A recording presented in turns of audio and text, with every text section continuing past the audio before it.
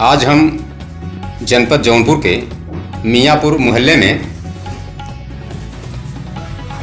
Ajay Singh advocate के निवास स्थान पर उपस्थित हैं। यहाँ पर कुछ स्थापित और विस्थापित राजपूत इकट्ठा हैं।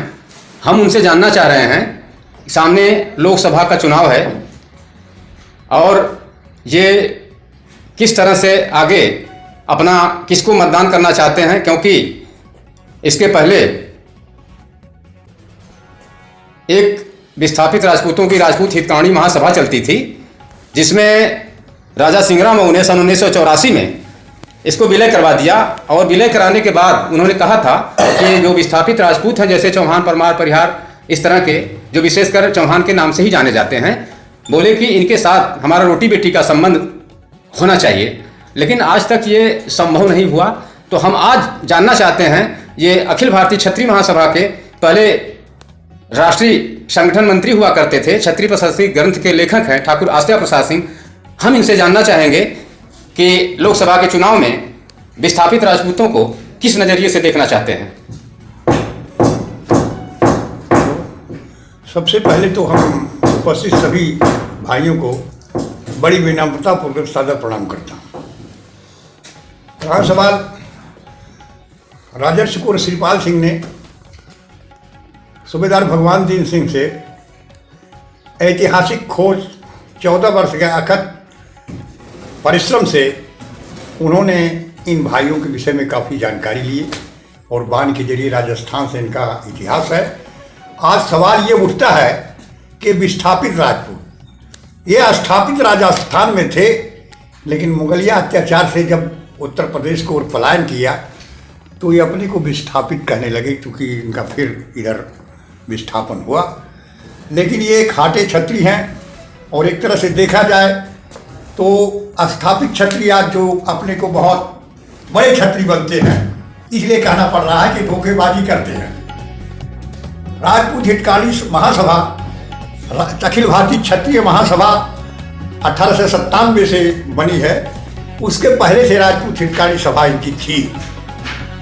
उसका विलय राजर्षि कुंवर श्रीपाल सिंह ने कराया और यह घोषणा किया कि हमारे भाई हैं, इनके साथ हर तरह का संबंध किया जाए, रक्तिम संबंध किया जाए और इन्हें मुख्य धारा में समाहित कर और इनके साथ हर तरह का व्यवहार किया जाए ताकि हमारी ताकत बढ़े।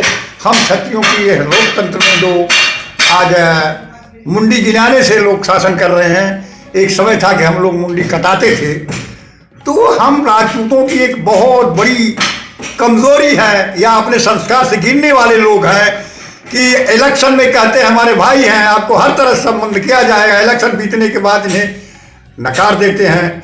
इस बार ये हमारे सभी भाई लामबंद हो चुके हैं। हम भाइयों को कतई वोट नहीं देंगे जो इस तरह से बातें करते हैं, इस तरह से हमें ठगते हैं। ये भाई का तो स्वभाव नहीं होना चाहिए।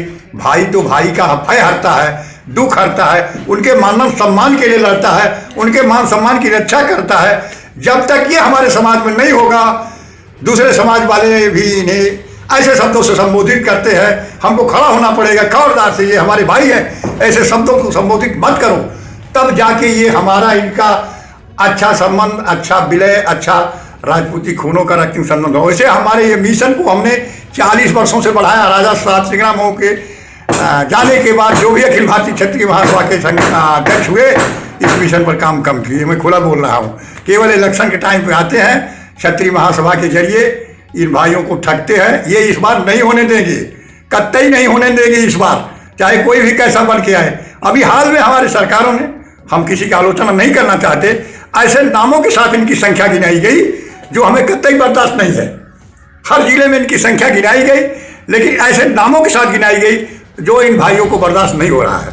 हम भारतीय जनता पार्टी को बड़ी सराहना करेंगे, धन्यवाद देंगे और दारा सिंह का स्वागत करेंगे, अभिनंदन करेंगे, वंदन करेंगे, लेकिन इन घिनौने काम के साथ नहीं।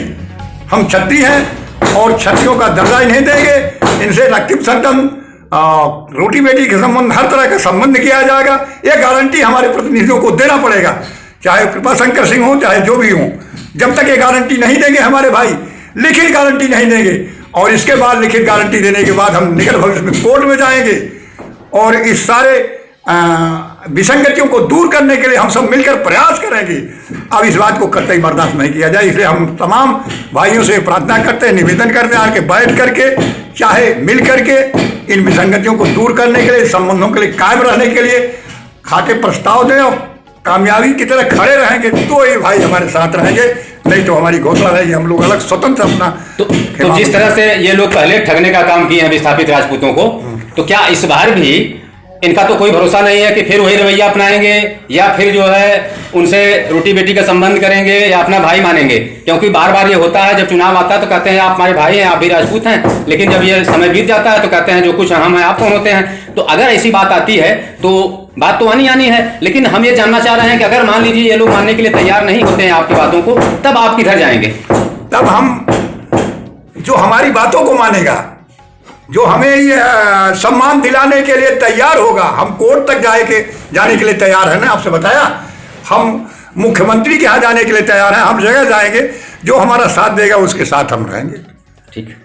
वकील साहब, मैं आपसे जानना चाह रहा हूँ कि जो विस्थापित राजपूत हैं ये हमेशा जो है ठाकुर आद्या प्रसाद सिंह की बात को मानते हैं, इनके कहने पर जो है बहुतों बार जो है कि लोगों को सांसद विधायक बनाए हैं। तो क्या आप बताइए, क्या अगर ठाकुर आद्या प्रसाद सिंह विस्थापित राजपूतों के साथ हैं तो क्या इनकी बातों पे जो है कि आप लोग आएंगे, इनकी बातों को मान के मतदान करेंगे? अपना विचार दीजिए।